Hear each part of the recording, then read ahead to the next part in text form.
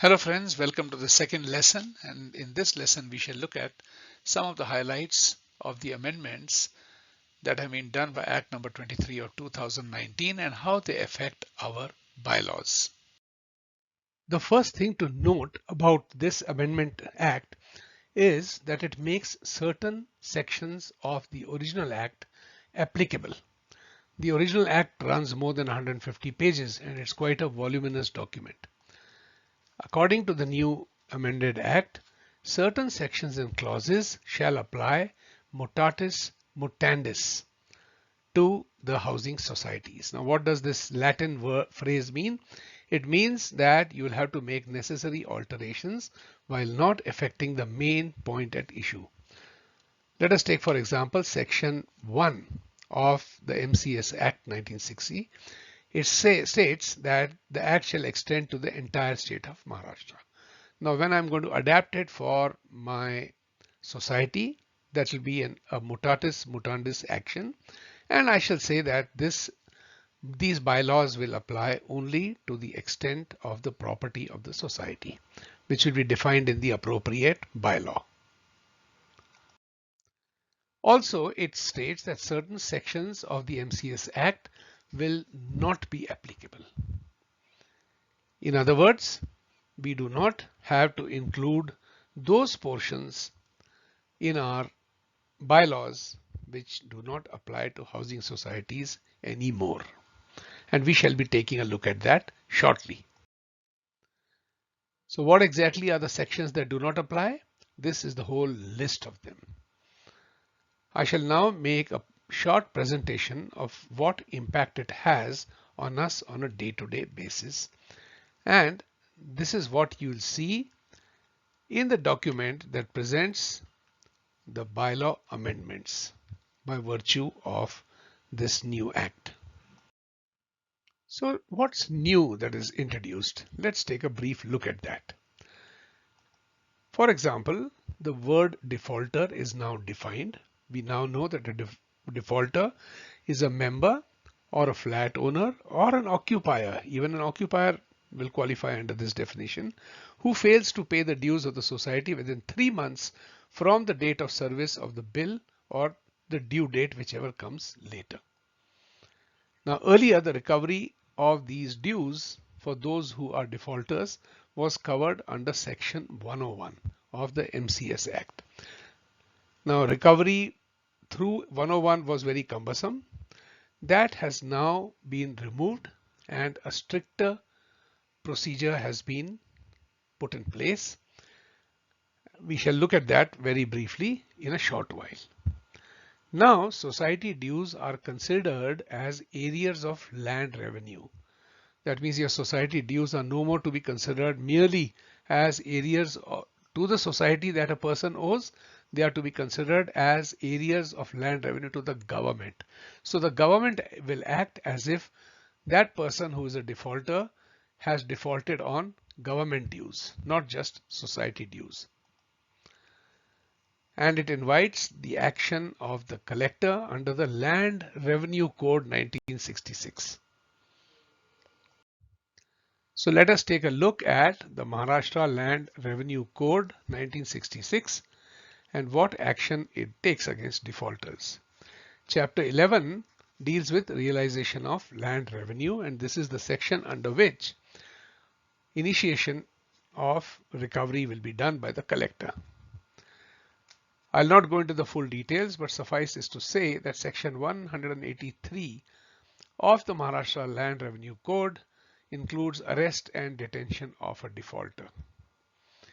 Initially, that custody can be for 10 days in the office of the collector or the tehsildar, subsequent to which the person can be sent or will be sent to a civil jail of the district. So it's no more just a court battle or an exchange of letters.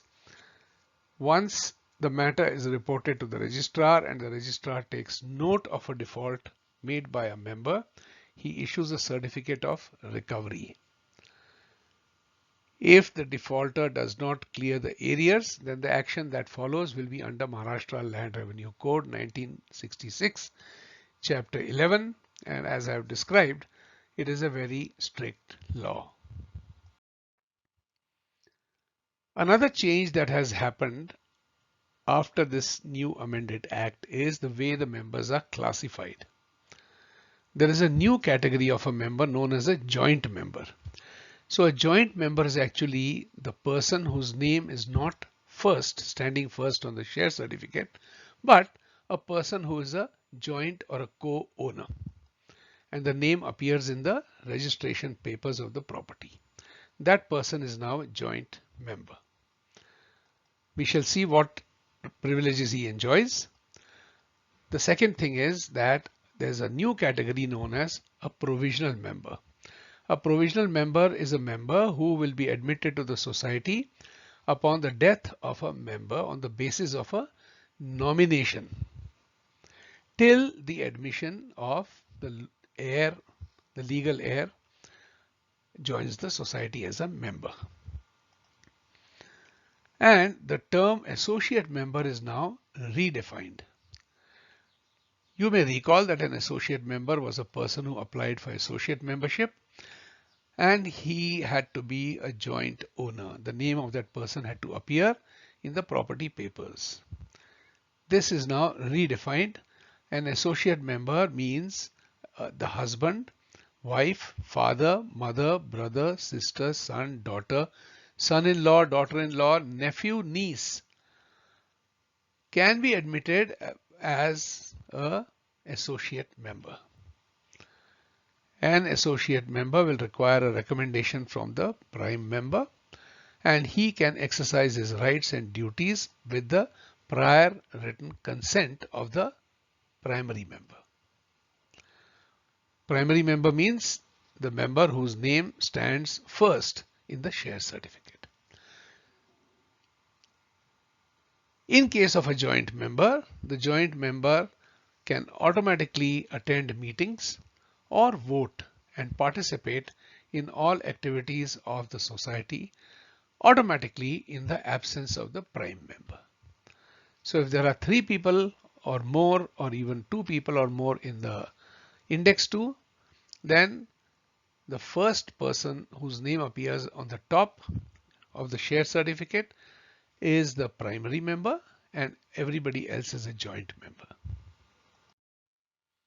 Another change that has happened is that the earlier classification of members as active or non-active, depending on the fact whether or not they have been attending the annual general body meetings. For instance, if a person absented himself without absence of leave for 5 consecutive general body meetings, that person would be automatically classified as inactive or non-active. And then he would have to follow some procedures to gain his status as an active member. That is not so anymore, for the simple reason that sections 24 and sections 26 of the Act do not apply to the housing societies anymore. Nominal membership was a concept of allowing tenants to become nominal members so that they could participate in activities of the society. This class of membership was defined under Section 2(19)(c) of the MCS Act. After the enactment of Act number 23 of 2019, this section has been removed from being applied to housing societies. Nominal membership was covered under Section 24 of MCS Act, and even this section no more applies to housing societies as per Section 154B, which was introduced by the new Amendment Act. Another new provision which has come is the procedure for the transfer of interest on death of a primary member. The nominee is admitted as a provisional member after the death of a member.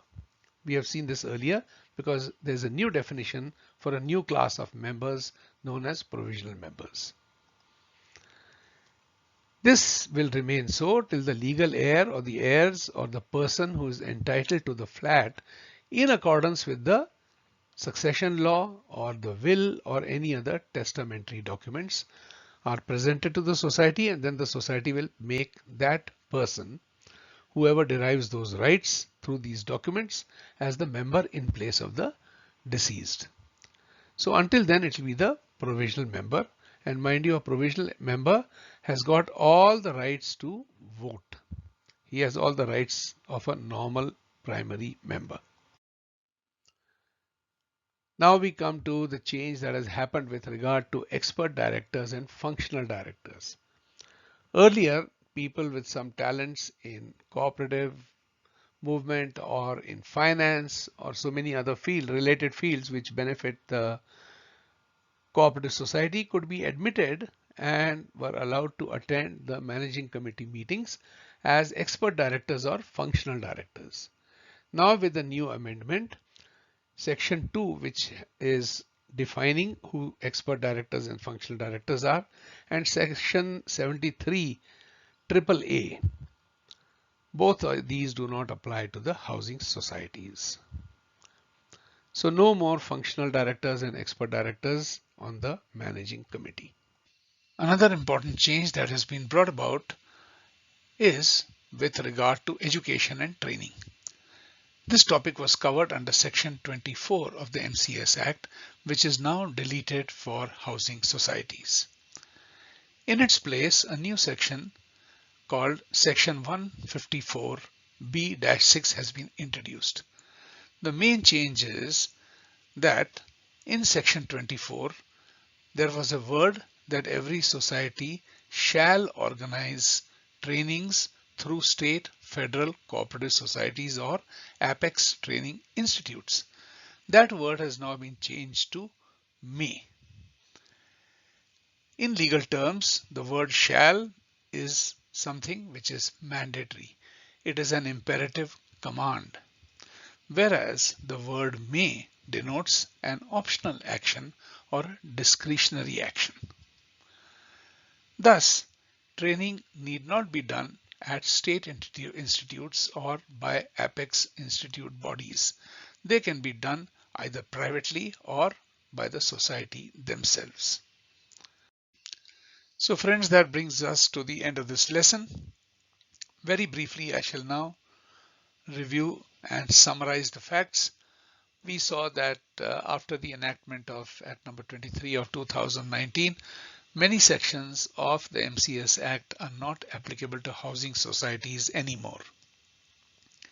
Then we saw how different member classes have been redefined and some have been introduced fresh. Then we also saw how a defaulter is defined and what are the actions that have to be taken against a defaulter. It's a new, simplified and a faster procedure. We also saw the changes that have been effected to the requirements of training and education, and also that expert and functional directors are no more applicable to housing societies. So I trust you have followed the content of this lesson. Thank you very much for your attention.